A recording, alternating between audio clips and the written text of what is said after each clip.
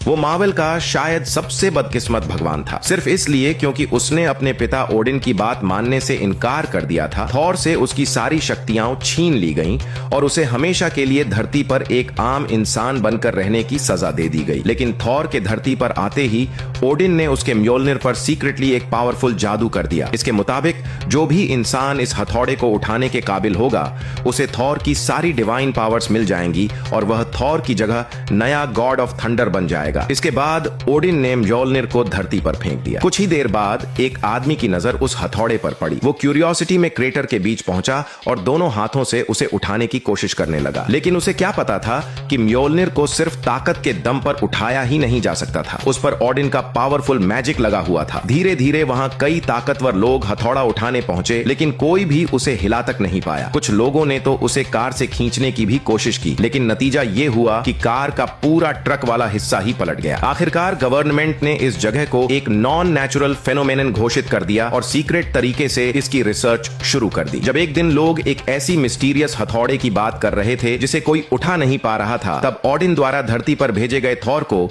अपने म्योल्नियर के बारे में पता चला। थॉर को लगा कि अगर वह अपना हथौड़ा वापस उठा लेगा तो उसकी पावर्स भी उसे वापस मिल जाएंगी, इसलिए वह तुरंत गवर्नमेंट के रिस्ट्रिक्टेड एरिया में पहुंच गया। तमाम सिक्योरिटी को पार करते हुए आखिरकार वह अपने पुराने दोस्त म्योल्निर के सामने पहुंचा। थॉर बस हल्का सा मुस्कुराया, लेकिन जैसे ही उसने म्योल्निर उठाने की कोशिश की, उसकी सारी ताकत लगाने के बावजूद हथौड़ा अपनी जगह से हिला तक नहीं। और उसी पल थॉर को समझ आ गया कि उसके पिता ओडिन ने अभी तक उसे माफ नहीं किया है। अब वह गॉड नहीं रहा था और शायद उसकी पूरी जिंदगी धरती पर एक आम इंसान की तरह अकेले ही गुजरने वाली थी। अब अगर आपको हमारा कंटेंट पसंद आता है तो इस QR कोड को स्कैन करके हमें सपोर्ट कीजिए ताकि और भी ऐसे इंटरेस्टिंग वीडियो लाता रहूं। Bye bye.